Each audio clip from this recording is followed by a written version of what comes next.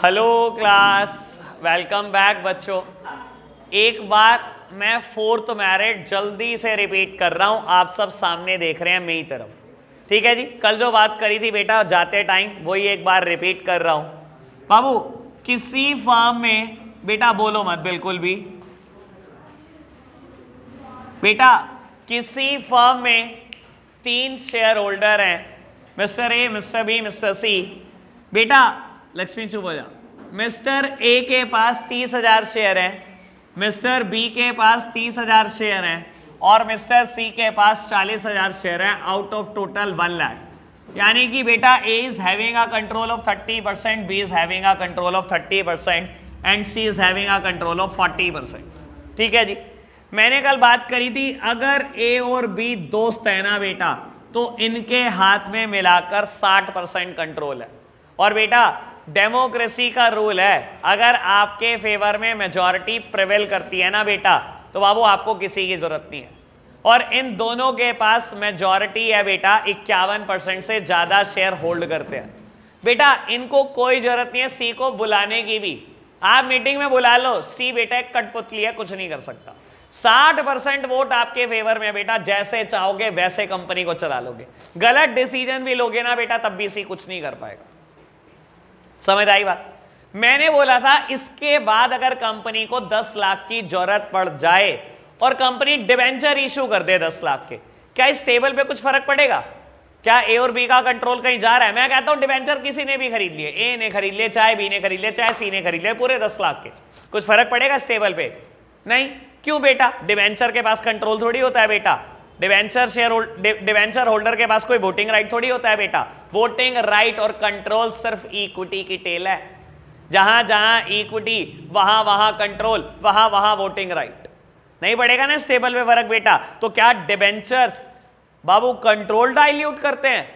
नहीं बेटा, debenture issue करने से किसी का कंट्रोल छिनता नहीं है, सबका कंट्रोल इंटैक्ट रहता है। लेकिन बेटा मैंने एग्जांपल में ट्विस्ट किया था, मैंने कहा बेटा अगर आपके पास डिबेंचर इशू आपने नहीं करे, आपने इक्विटी शेयर इशू कर दिए, नए 1 lakh share at the rate 10 each, और सारे के सारे सी ने खरीद लिए, तो बेटा होगा क्या बेटा? टोटल शेयर 2 लाख में से ए और बी के पास अभी भी 60,000 रह गए और बेटा सी के पास 1,40,000 हो गए। ए का कंट्रोल, बी का कंट्रोल सिर्फ 30%, जबकि सी का कंट्रोल 70%। हुआ क्या बेटा? बाबू इक्विटी शेयर कंट्रोल डाइल्यूट कर देता है। इक्विटी शेयर के पास फीचर है बेटा कंट्रोल का। अगर बेटा आपने इक्विटी शेयर इशू करे और ए और बी के पास फाइनेंसेस नहीं हुए, तो बेटा कंट्रोल गया आपका, कोई ना कोई कंट्रोल छीन के ले जाएगा आपका। कंट्रोल था इनके पास और पहुंच गया इस पाले में बेटा। तो इक्विटी क्या करता है? कंट्रोल डाइल्यूट करने का काम करता है, जबकि डिबेंचर्स कभी कंट्रोल डाइल्यूट नहीं करते। समझ आई है वंश बात? आपने एक लाइन लिखनी है बेटा, यहां पर लिखो, 4th पॉइंट के साथ साथ ये लाइन जरूर लिखो। A company may afraid of take over, a company may afraid of take over would prefer, a company may afraid of takeover would prefer debt over equity, debt, DEBT, debt over equity। ये डेप्ट नहीं होता, the word B silent, इसको हम date बोलते हैं प्यार से, ठीक है जी। ऐसे निकनेम होते हैं ना, वैसे ही है ये, वही वाले निकनेम याद तो ही गई तुम्हें। लो जी, बात याद आई क्या बेटा? अब सुनो बाबू, कल ये लाइन बोली थी ना मैंने बहुत बार, जिन कंपनियों को डर लगता है कि टेक ओवर कोई और ना करके ले जाए, सामने देखना सर, रिलायंस इंडस्ट्रीज लिमिटेड, ए और बी को एज्यूम करो मुकेश अंबानी, और बेटा सी को एज्यूम करो पूरा दुनिया, पूरा दुनिया। बेटा 60% कंट्रोल अकेले मुकेश अंबानी के पास है बेटा। अगर उसको डर लगता है कि कोई और टेक ओवर ना करके ले जाए, मुझसे कोई कंपनी छीन के ना चलता बने बेटा, ऐसे केसेस में हमेशा प्रेफर करो डेट ओवर इक्विटी। डेट की प्रेफरेंस ज्यादा है इक्विटी से पहले। हमेशा कहेगा डेट इशू करो, डेट इशू करो। डेट जितना मर्जी इशू कर लो, कभी आपका कंट्रोल कहीं जाएगा ही नहीं बेटा। कहा था ना डेट बहुत अच्छी चीज है। आपको मैंने कहा था मैं 3 बातें बताऊंगा जो डेट में ऐसे 3 फीचर हैं जो इक्विटी में कभी नहीं हो सकते। 2 याद आ गए होंगे। एक बेटा डेट की फ्लोटेशन कॉस्ट कम होती है एज कंपेयर टू इक्विटी, और दूसरा बेटा यही डेट कभी कंट्रोल डाइल्यूट नहीं करता, इक्विटी कंट्रोल डाइल्यूट करता है। मैंने कहा था मैं कंपनी के लिए बातें बताऊंगा, इन्वेस्टर के लिए। अब इतनी बात ओके है क्या? कोई दिक्कत तो नहीं? करें बेटा मेरिट स्टार्ट। किसी की और किसी पॉइंट में प्रॉब्लम, फर्स्ट सेकंड थर्ड में प्रॉब्लम? चलो वेरी गुड, करते हैं बेटा स्टार्ट मेरिट नंबर 5 से। बाबू पढ़ लो बस, शौक पूरा हो जाएगा। ये तो एक एक लाइन लिखेंगे और मैं इस पॉइंट में लगेगा बेटा टाइम 40 मिनट। कहता है financing through debenture is less costly as compared to cost of preference and equity capital as the interest payment on debenture is tax deductible। ये क्या बोला है बेटा? बाबू मुझे तो खुद नहीं समझ में आया। लो एक एग्जाम्पल फ्रेम करेंगे और आप सब सामने देखेंगे मेरी तरफ। सर ये एग्जाम्पल से मैं क्लेरिफाई करूंगा और मजा आ जाएगा जब ये खत्म होगा बेटा। लो और बहुत सारी एक्स्ट्रा बातें सीखने को मिलने वाली हैं आपको। बेटा कंपनी में पेमेंट बांटने का एक फिक्स सीक्वेंस होता था, आपको याद है? याद है आपको बेटा? क्या चीज?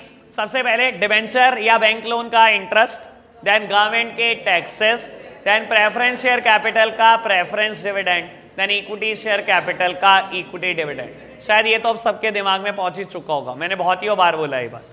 आप सामने देखते रहेंगे मेरी तरफ बेटा। मैंने बोला 40 मिनट तक अभी बुक की जरूरत नहीं है, आप बस सामने देखो, लेकिन आज डिबेंचर पूरा कर दूंगा मैं। बाबू मैं ना 2 सिचुएशन ले रहा हूं, आप बस सामने देखते रहो। मैं 2 सिचुएशन ले रहा हूं, ठीक है ना? एक सिचुएशन में बेटा मैं पैसा ले रहा हूं डिबेंचर से, और दूसरी सिचुएशन में बेटा मैं पैसा ले रहा हूं प्रेफरेंस शेयर कैपिटल से, ठीक है? और बेटा अगर मैं डिबेंचर से पैसा ले रहा हूं तो बेटा मैं 10% कॉस्ट पर ले रहा हूं, यानी कि बेटा मैं डिबेंचर को 10% ब्याज दूंगा।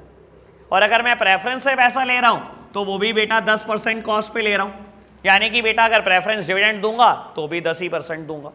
बेटा पैसे की जरूरत मुझे दोनों ही सिचुएशन में 10 लाख रुपए की है। डिवेंचर से भी 10 लाख लूंगा तो प्रेफरेंस से भी 10 ही लाख लूंगा, ठीक है जी? दोनों केस में बेटा सरकार मुझसे टैक्स मांगती है 30%, ठीक है जी? टैक्स 30%, और दोनों केस में बेटा EBIT है 4 लाख। अब यार ये क्या भला होती है EBIT?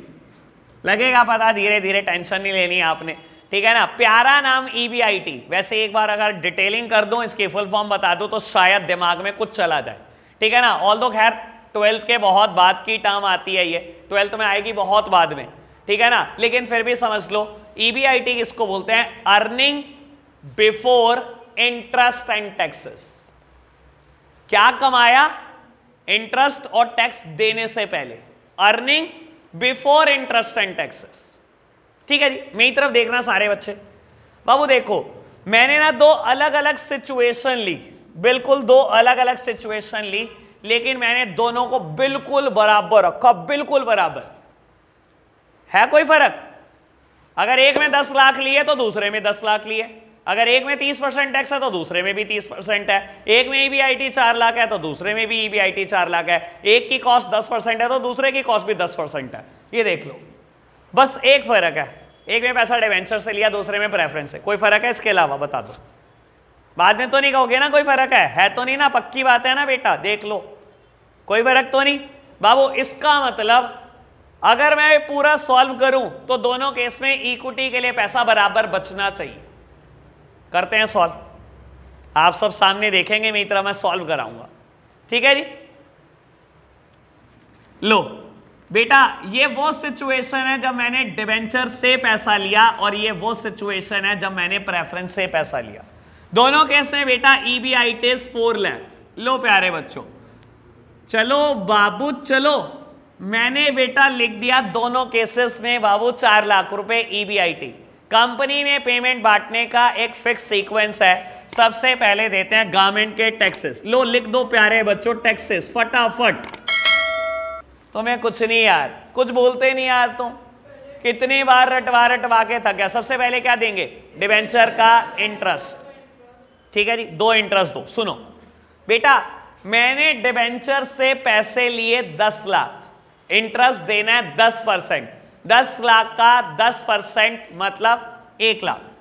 सर इंटरेस्ट कितना देना है मुझे, 1 लाख। कोई दिक्कत तो नहीं प्यारे बच्चों, बात समझ में आई? बेटा खुशी प्रेफरेंस में इंटरेस्ट कितना देना है बता फटाफट, क्या कैसे कैलकुलेट करा तूने, किसका, 10 लाख का?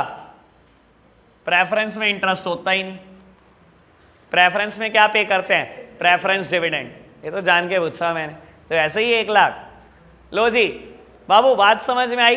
परसेंटेज निकाल लोगे ना, मुझे तुम्हारे से बहुत डर लगता है, निकाल लोगे ना परसेंटेज? चलो बाबू आज परसेंटेज निकालना सीखते हैं, आती है ना सीखी परसेंटेज निकालनी तुझे? अच्छा ठीक है, वो आईपीएल वाला हिसाब तो आता है। लो प्यारे बच्चों, बेटा earning before interest and taxes, सामने देख रहे हैं बेटा, earning before interest and taxes minus interest, earning before taxes, EBIT minus interest, जो रिजल्ट आता है इसे हम प्यार से क्या बोलते हैं, ईबीटी। ईबीटी मतलब earning before taxes. Sir tax देने से पहले क्या कमाया? लो जी बाबू करो माइनस, 4 लाख में से 1 लाख गए 3 लाख, 4 लाख में से 0 गए 0।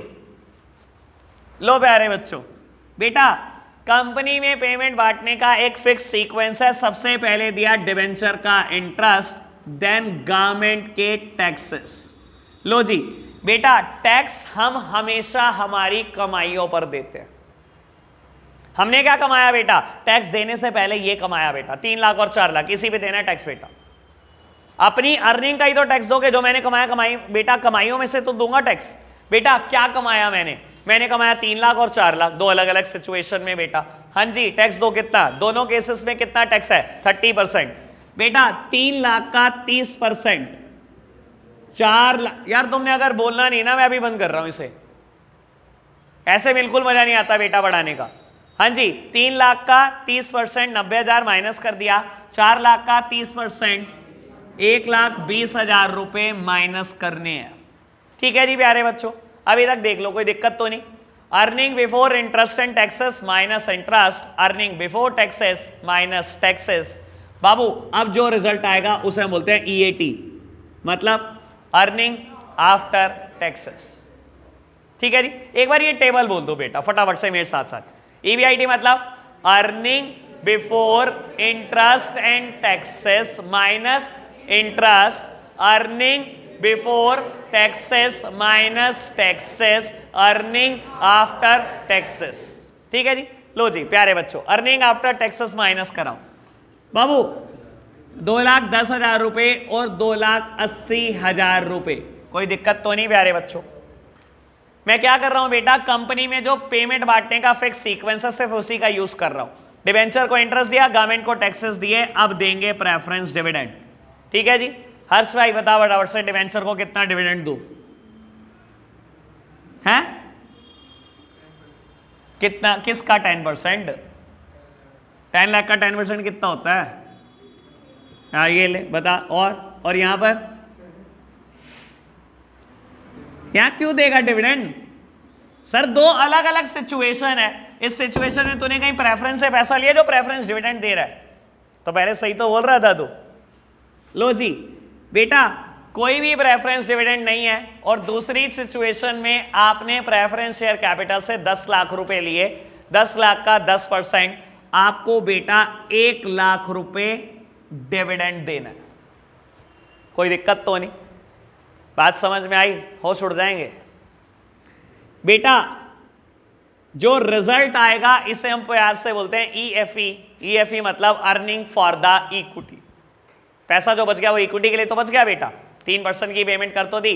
बाबू एक बार ये टेबल जो है दोबारा बोलनी है हमने, ठीक है? फटाफट से फिर करेंगे से माइनस प्लस।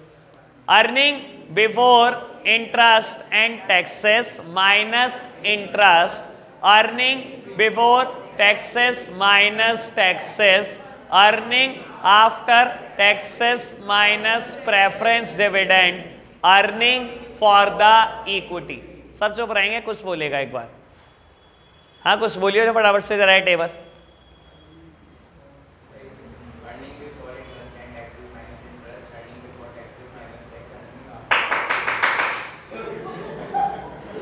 तेरी यार जरूरत है वो ना एक, फिर मैं कुछ बोल लूंगा बड़ा बुरा लगेगा तुझे। हाँ बोल बोल भाई कुछ। हाँ तो कर ले, मेरी कंपनी ज्वाइन, क्या हो गया?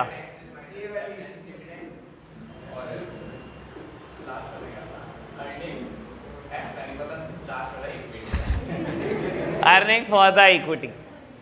चलो जी बेटा, earning for the equity calculate करा हमने। डिवेंचर के केस में आए 2,10,000 और प्रेफरेंस के केस में आए 1,80,000।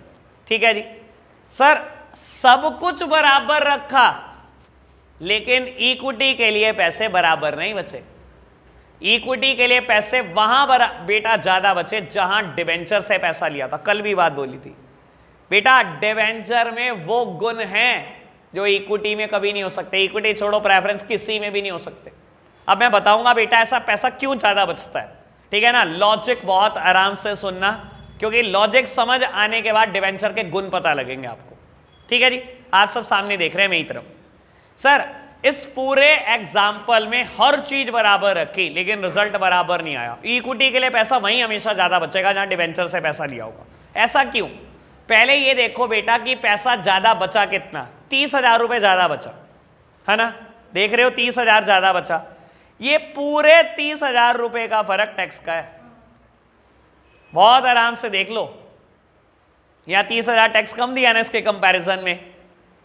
यार यहां 1,20 दिया, यहां 90, 30,000 रुपए टैक्स कम दिया ना, वही तो 30,000 रुपए ज्यादा है। अब ये टैक्स कम क्यों दिया? सुनना बेटा, डिवेंचर का इंटरेस्ट एक लौता ऐसा एक्सपेंस है जो टैक्स के डिडक्ट होने से पहले डिडक्ट होता है। एक लौता ऐसा एक्सपेंस है बेटा जो टैक्स के डिडक्ट होने से पहले डिडक्ट होता है। बेटा इंटरेस्ट पहले डिडक्ट हो गया, इसने मेरी अर्निंग को कम कर दिया। देख लो बेटा, इसने मेरी अर्निंग को कम कर दिया इस अर्निंग के कंपैरिजन में। क्योंकि मेरी अर्निंग कम इसलिए मेरे टैक्सेस कम, और क्योंकि मेरे टैक्सेस कम दस my overall earning rises. Repeat repeat repeat, हजम नहीं हुआ, दोबारा रिपीट। अंशिका लिखियो मत, अब थप्पड़ खाना हो तभी लिखियो। लो जी बेटा, टोटल अर्निंग में डिफरेंस कितना है बेटा? 30,000 रुपए। टोटल डिफरेंस कितना है? 30,000।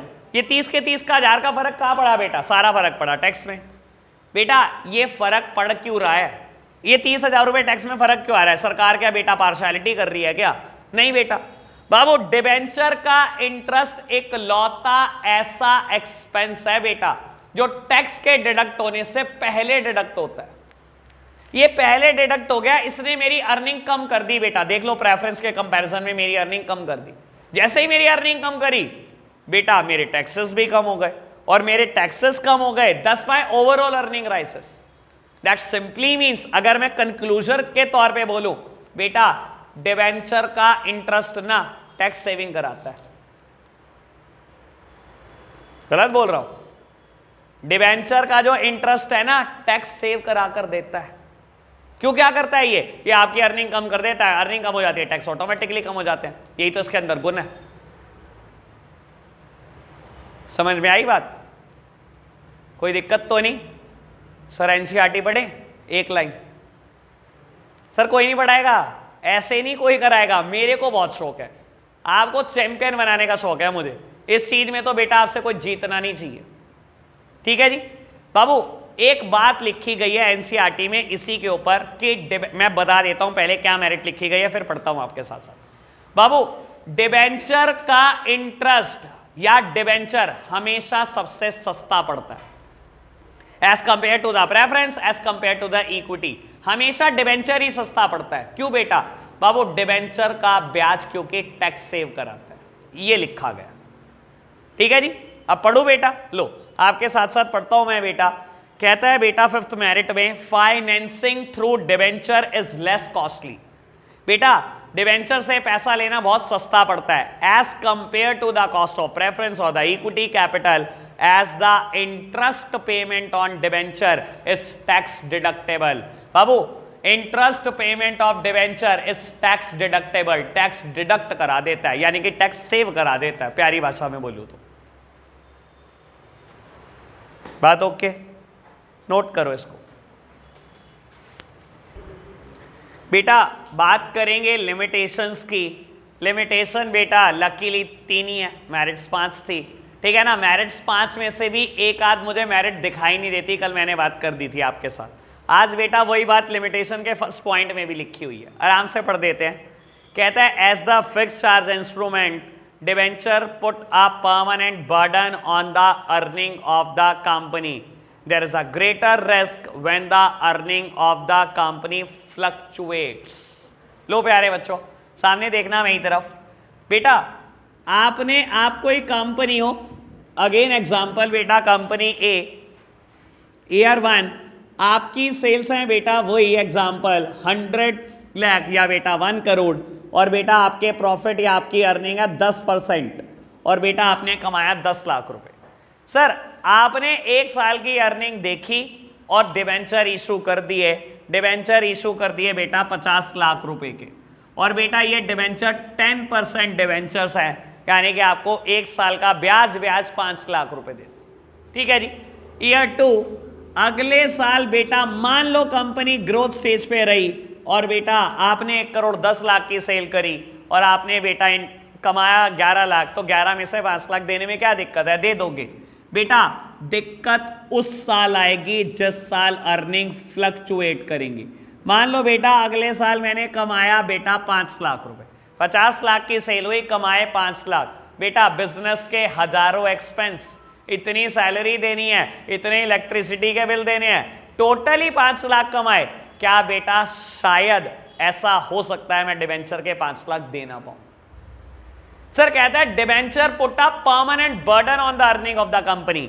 जिस दिन आपने डिवेंचर इशू कर दिया ना बेटा, 2 परमानेंट बर्डन दिमाग पे मंडराने शुरू हो जाएंगे, और 2 बर्डन हैं क्या, सुन लो।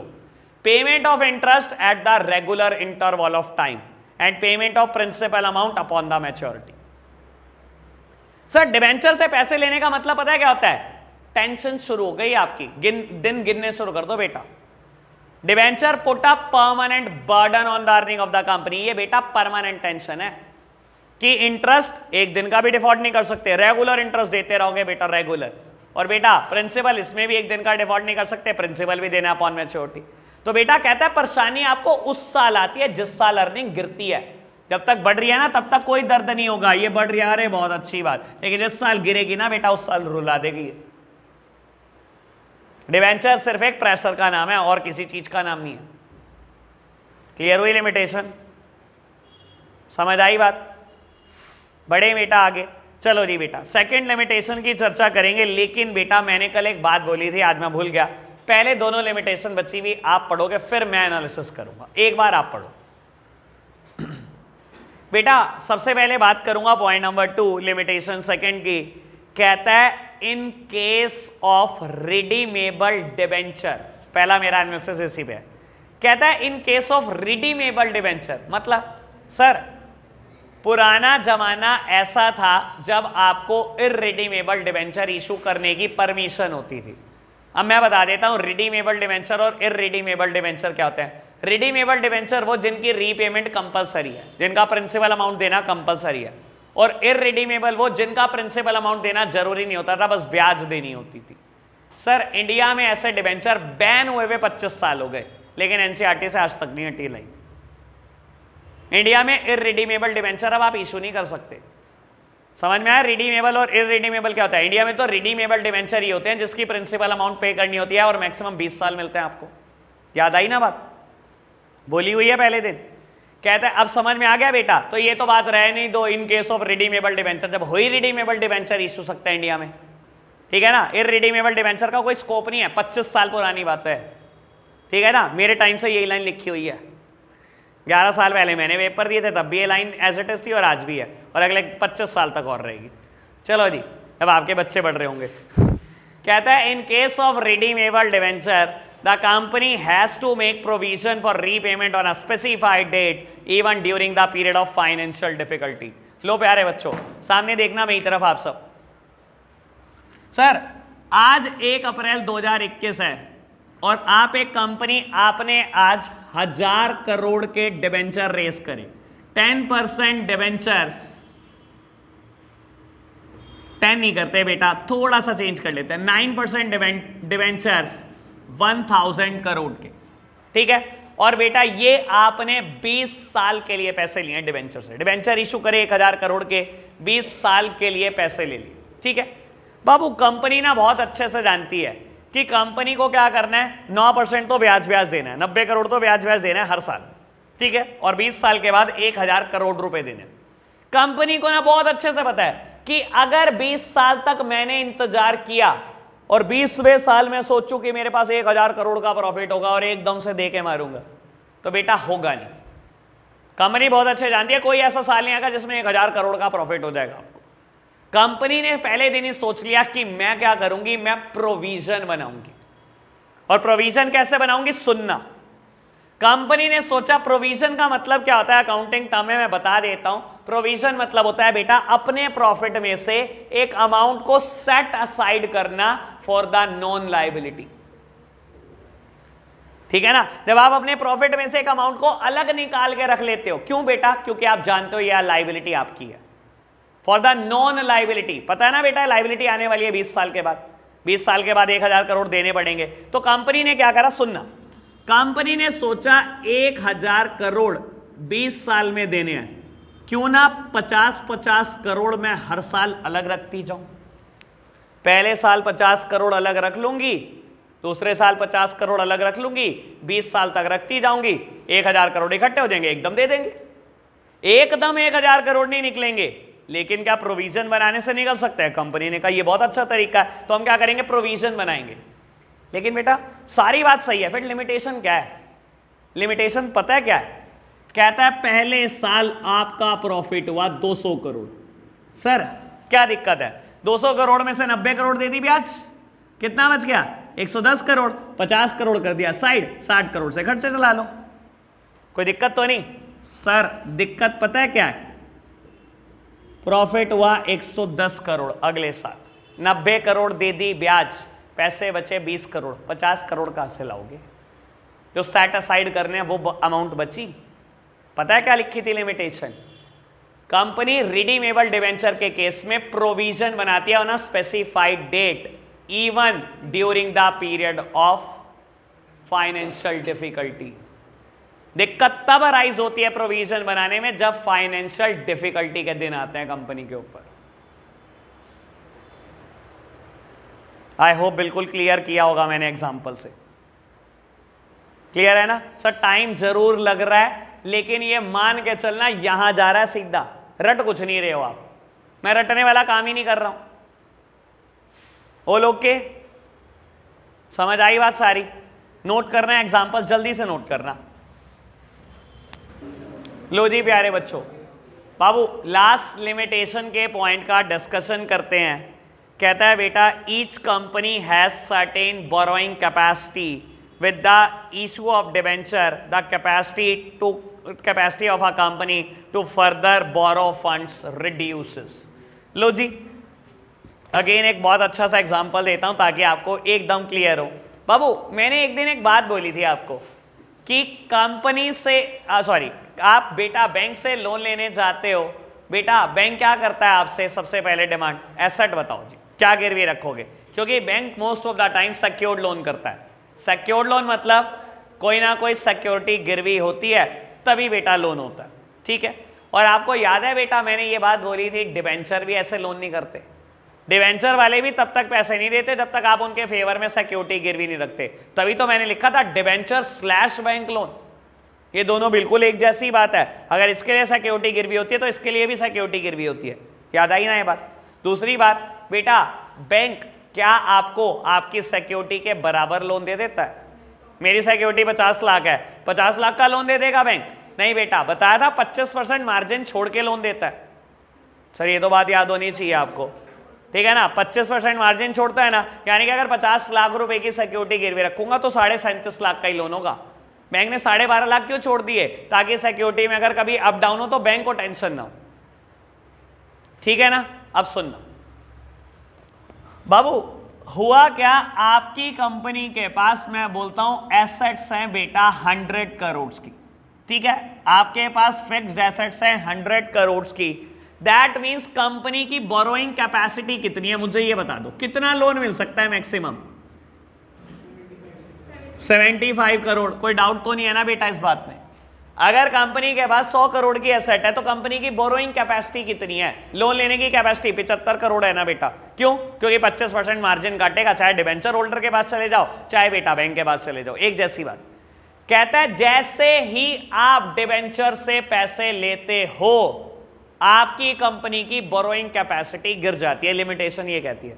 तो गलत थोड़ी कह रही है बेटा, आप सोचो, मैंने डिबेंचर से पैसे लेने हैं, मान लो कुछ भी समझ लो XYZ अमाउंट, मान लो बेटा मैं बोलता हूं एग्जाम्पल के तौर पर 37.5 करोड़, मैंने डिबेंचर से पैसे लेने 37.5 करोड़ रुपए।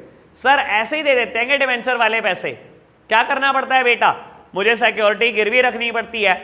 मैंने बेटा 37.5 करोड़ रुपए की डिमांड करी, जैसे ही मैंने 37.5 करोड़ रुपए रेस करे, दैट मींस मैंने 50 करोड़ की एसेट गिरवी रखी होंगी। ऐसे थोड़ी मिल गए होंगे बेटा 37.5 करोड़, 50 करोड़ की एसेट रखोगे, 25% मार्जिन छोड़ दो, 37.5 करोड़ मिल गए बेटा। जैसे ही मैंने डिबेंचर इशू करे मेरे पास फिक्स्ड एसेट्स बची कितनी बेटा, 50 करोड़, यानी कि मेरी बोरोइंग कैपेसिटी बची कितनी बेटा, 37.5 करोड़। अब सुनना मैंने क्या वो लिखा, कहता है हर कंपनी की एक सर्टेन बोरोइंग कैपेसिटी है, हर कंपनी की बोरो करने की कैपेसिटी होती है, और मैं कहता हूं बोरो करने की capacity that means indirectly related with the fixed assets. Her company की बोरो करने की कैपेसिटी होती है ना, और मैं कहता हूं बोरो करने की कैपेसिटी हमेशा रिलेट करेगी फिक्स्ड एसेट से, जितनी ज्यादा फिक्स्ड एसेट्स उतनी ज्यादा बोरो करने की कैपेसिटी। कहता है हर कंपनी की बोरो करने की कैपेसिटी है बेटा, मैंने देखा मेरी फिक्स्ड एसेट्स कितनी है, 100 करोड़ है, यानी कि मेरी बोरो करने की कैपेसिटी कितनी है बेटा, 75 करोड़ है। कहता है अगर कंपनी ने डिबेंचर इशू कर दिए तो आपकी बोरो करने की कैपेसिटी गिर जाएगी। पहले मेरे बोरो करने की कैपेसिटी 75 करोड़ थी, गिर गई कि नहीं गिर गई बेटा? क्यों गिर गई? क्योंकि बेटा डिबेंचर इशू करने का इनडायरेक्टली मतलब है फिक्स्ड एसेट्स को गिरवी रखना, और अगर आपने फिक्स्ड एसेट्स को गिरवी रख दिया है तो मेरे पास फिक्स्ड एसेट बची कितनी है बेटा, 50 करोड़, तो मेरे बोरो करने की कैपेसिटी गिर तो गई। क्लियर हुई बात बाबू आपको ये बात? ठीक है ना बाबू, हमेशा ध्यान रख लेना। अभी ये हो सकता है क्योंकि मैंने अमाउंट एक जैसी ले ली तो आपको थोड़ा सा तंग कर रही हूं, ठीक है ना, अमाउंट आप चेंज भी कर सकते हो, ठीक है ना। मान लो बेटा आपको 7.5 करोड़ रुपए की जरूरत थी, 7.5 करोड़ की जरूरत थी बेटा। डिबेंचर होल्डर ऐसे नहीं देते, वो कहते बताओ क्या एसेट गिरवी रखोगे, मैंने बेटा 10 करोड़ की एसेट गिरवी रख दी, 10 करोड़ की रखूंगा तभी तो 25% काट के 7.5 करोड़ देंगे बेटा। मेरे पास एसेट कितनी बची अब, 90 करोड़, दैट मींस मेरी बोरोइंग कैपेसिटी कितनी हो सकती है बेटा, 25% काट दो, यानी कि 75% बोरो कैपेसिटी हो सकती है। कहता है हर कंपनी की एक बोरोइंग कैपेसिटी है, borrowing capacity is related with the fixed assets. 100 crore की फिक्स्ड एसेट्स है तो मेरी कंपनी की बोरोइंग कैपेसिटी है 75 करोड़, छाती चौड़ी करके कह दो कि मेरी कंपनी की बोरोइंग कैपेसिटी है 75 करोड़। कहता है लेकिन जैसे ही आप डिबेंचर इशू करोगे आपकी कंपनी की बोरोइंग कैपेसिटी जरूर गिरेगी। और क्यों गिरेगी पता है ना बेटा, डिबेंचर इशू करने का मतलब है फिक्स्ड एसेट्स गिरवी रखना, और जैसे ही फिक्स्ड एसेट्स गिरवी हो गई आपकी ऑटोमेटिकली बोरोइंग कैपेसिटी गिर गई। क्लियर ना बात? All okay, debenture finish. अभी भी पढ़ लो दोबारा ध्यान से, कोई प्रॉब्लम है पूछ लो। हाँ जी सर। सर डिबेंचर होल्डर की एक कमेटी बनती है, उसके नाम गिरवी रखे जाते हैं।